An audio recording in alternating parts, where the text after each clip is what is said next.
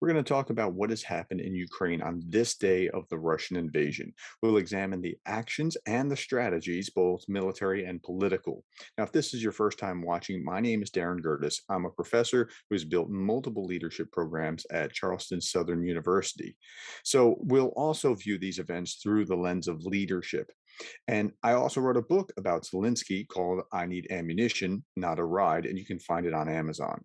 So it is the 23rd of June, and here's what's going on. I'm going to start with the Institute for the Study of War and look at their assessment. A couple of things are happening that are interesting. First, there's ongoing Belarusian mobilization exercises, which will continue until July 1st. Now, it's not likely, according to the ISW, that the Belarusians are going to actually invade, but they're doing these actually invading kind of exercises, like they're prepared to invade Ukraine, which is really kind of a crappy thing to do as a neighbor.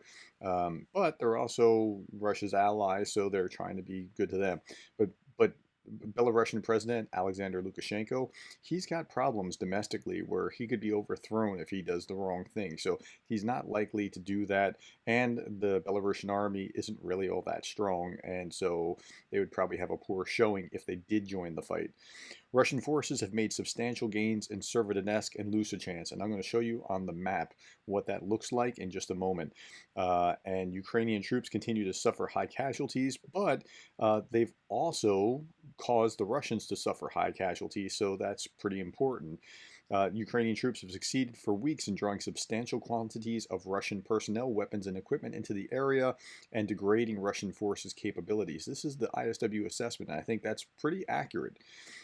Russian forces have likely reached southern outskirts of Lysychansk and are reinforcing the group around Severodonetsk. Okay, so if you understand what's going on, if you've been paying attention to that, that means they've reached the fallback position. So now they're going to have to evacuate from the fallback, from Severodonetsk into the fallback, and then past the fallback into the other fallback. So here's what it looks like on a map.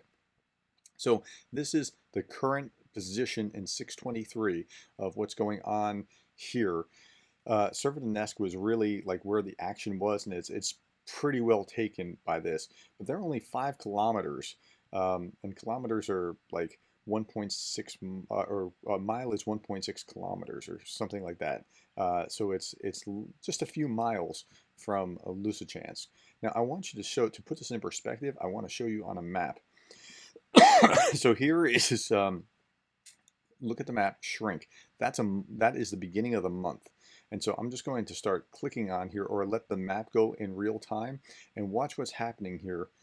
And so Severodonetsk is going to change radically. It's going to change hands. Look, they pushed them back. This is 6-4. They pushed them back. Great. 6-5. Hey, the Ukrainians are taking it back. Uh-oh, they're starting to push back.